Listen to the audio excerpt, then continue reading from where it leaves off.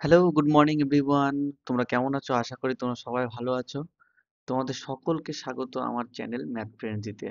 Math ফ্রেন্ডজি চ্যানেলে তোমরা এসছো এবং পড়াশোনা করছো। আমার খুব ভালো লাগছে। তোমরা কমেন্ট করো একে একে। তোমাদের সমস্ত রকম প্রবলেম আমি এই ম্যাথ ফ্রেন্ডজি চ্যানেলে আমি সলভ করাবো।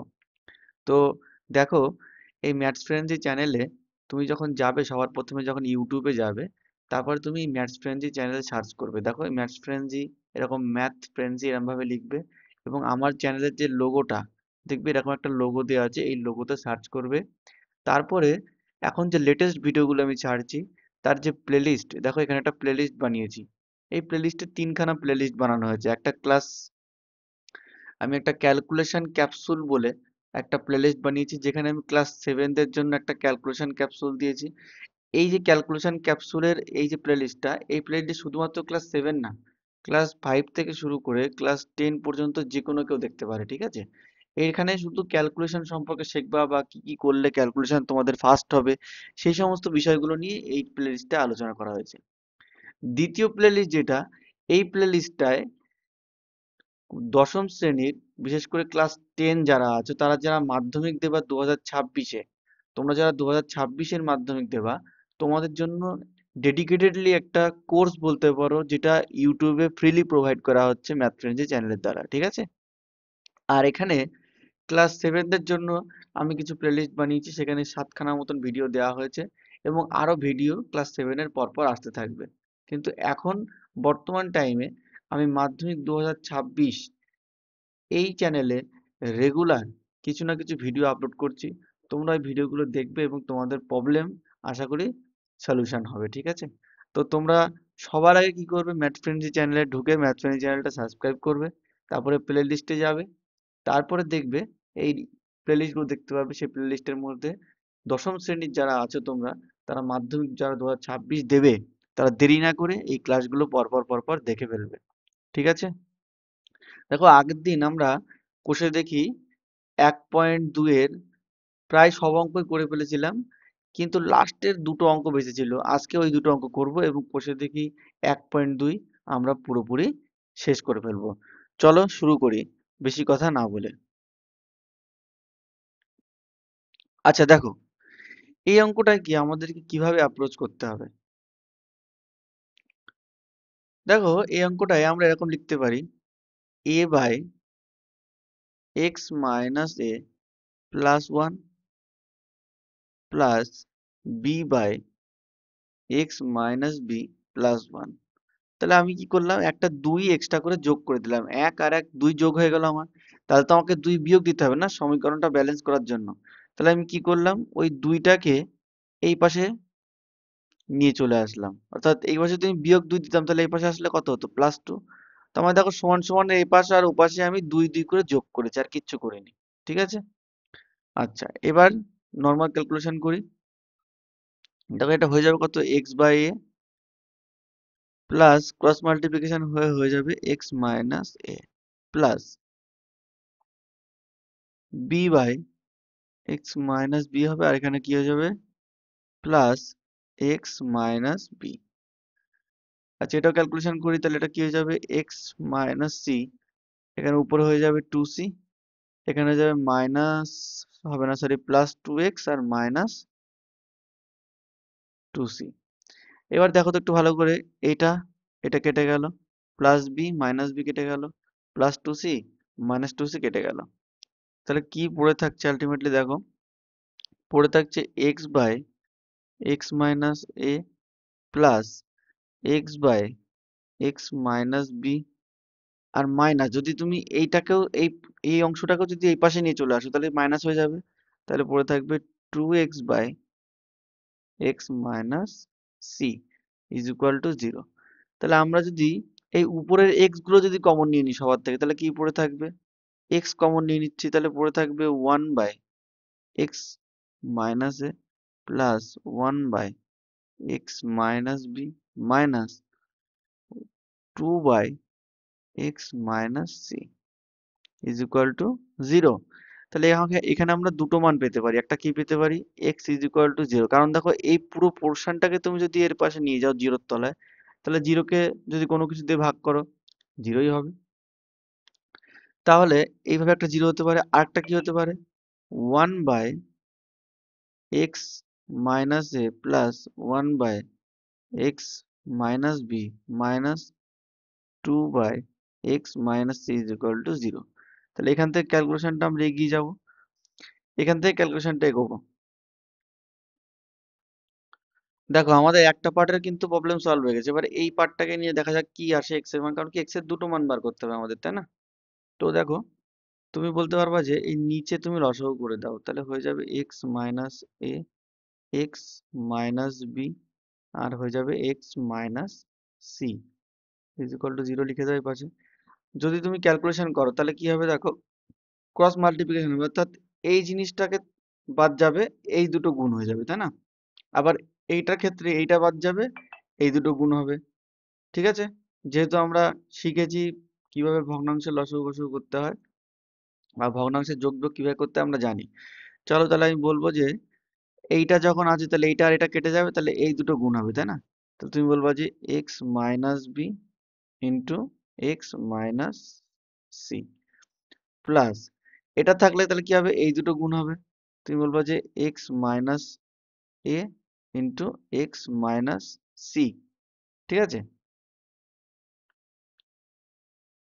এগেইন দেখো একই রকম ভাবে তোমাকে কি করতে হবে, মাইনাস কি করতে হবে যে এইটা রয়েছে, তাহলে এই দুটো গুণ করতে হবে, তাহলে টু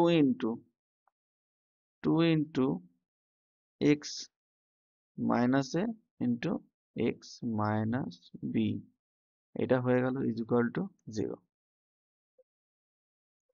এবার কিছু না, জাস্ট বেসিক গুণ করে দিই উপর নিচে একটুখানি, গুণ করলে দেখো কি হয়ে যাবে, দেখো এই পার্টটা তো জিরো হয়ে যাবে, এই পার্টটা যখন কোনাকুনি ক্রস মাল্টিপ্লিকেশন হবে তখন জিরো হয়ে যাবে, আর এই পার্টটা উপরটা কি আসে একটুখানি আমরা দেখি।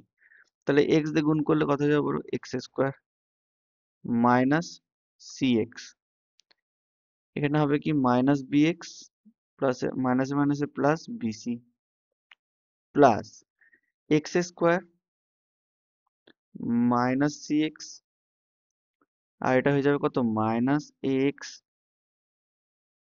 মাইনাসে মাইনাসে প্লাস এসি মাইনাস, দেখো এই মাইনাস টু গুণ করতে করতে যাব, আর ভিতরে মানে মাইনাস টু কে ভিতরে গুণ করবো আর কি, আর এদের দুজনকেও গুণ করবো, ঠিক আছে, মানে এরা ভিতরে গুণ হবে আর মাইনাস টু কে নিয়েও গুণ করবো একবারে।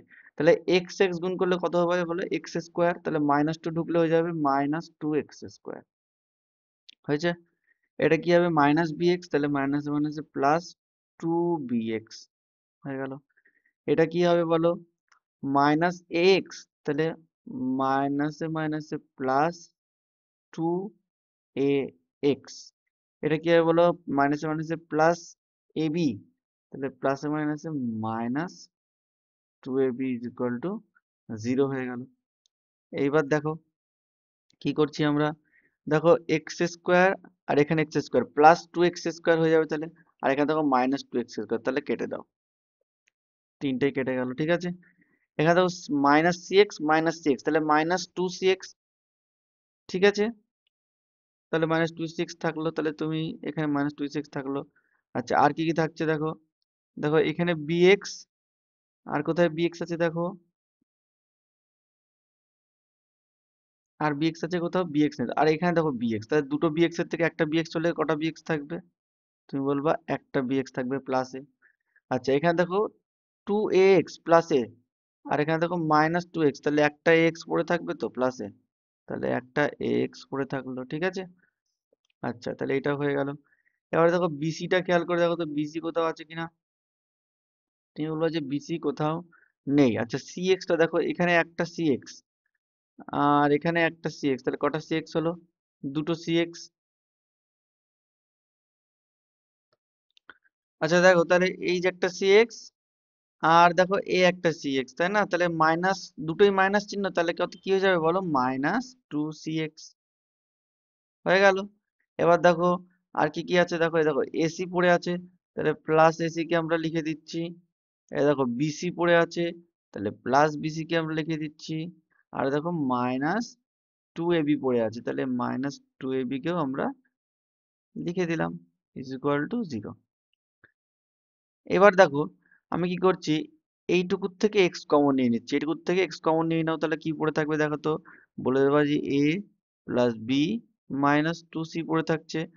আর তুমি এই পার্টগুলোকে সব আমি এই পাশে দিয়ে দিচ্ছি, সব আমি এই পাশে নিয়ে যাচ্ছি, তাহলে কি পড়ে থাকবে দেখো, তাহলে মাইনাস টু এবি হয়ে যাবে প্লাস টু এবি, আর এগুলো চিহ্ন সব মাইনাস হয়ে যাবে, তাহলে মাইনাস এসি মাইনাস বিসি, তাই না?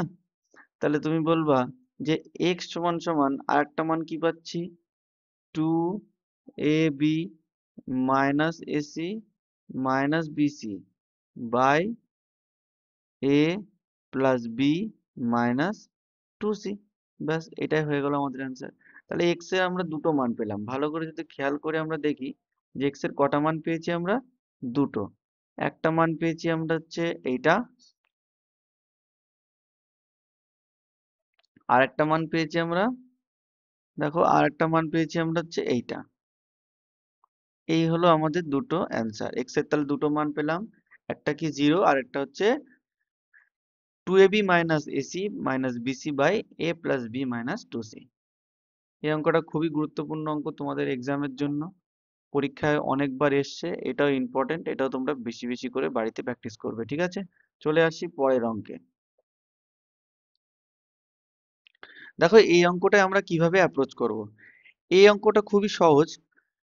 কি করব দেখো, এক্স স্কোয়ার মাইনাস এই যে এক্সটা আছে না, এই এক্সটাকে ভিতরে তুমি গুণ করে দাও, তাহলে তুমি বলবো যে মাইনাস রুট থ্রি এক্স হবে, আর এখানে হবে প্লাসে মাইনাসে কি হবে বলো, minus two X plus two root three. এটুকু আমরা করে দিলাম, অর্থাৎ কি করলাম, আমরা গুণ করে দিলাম, তাই না? আমরা গুণ করে দিয়েছি। এবার দেখো একদমই সহজ, এইটুকুর থেকে তুমি এক্স কমন নিয়ে নাও, তাহলে এক্স যদি কমন নাও তাহলে পড়ে থাকবে এক্স মাইনাস রুট থ্রি।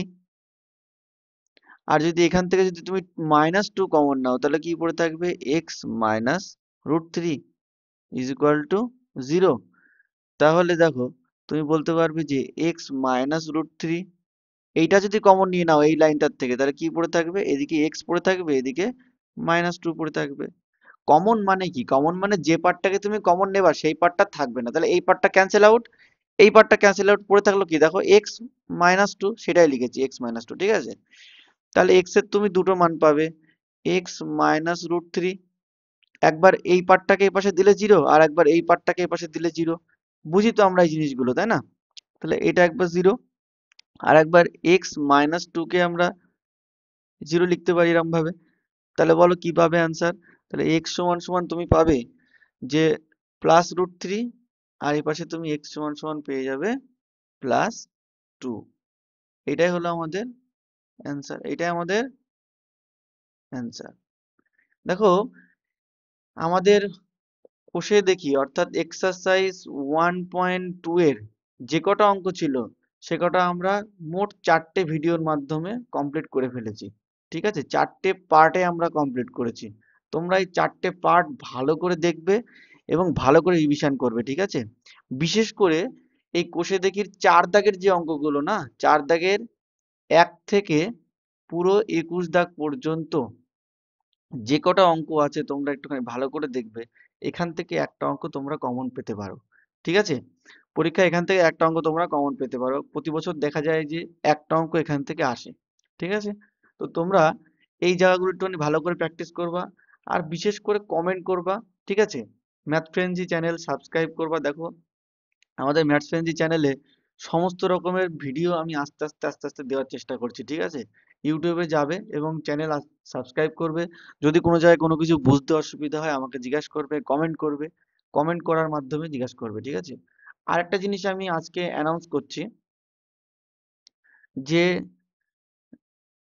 কারোর যদি কোনো জায়গায় যে ডাউট থাকে, ঠিক আছে, সে কমেন্ট করবে, ঠিক আছে? এটাই আমি বলতে চাইছি, কারণ কি কমেন্ট এমন একটা জিনিস যার মাধ্যমে আমি বুঝতে পারবো তোমাদের মনের কথাটা, ঠিক আছে? তো চলো আজকের ভিডিও এই অবধি থাকলো, শেষ করছি আমরা এখানেই।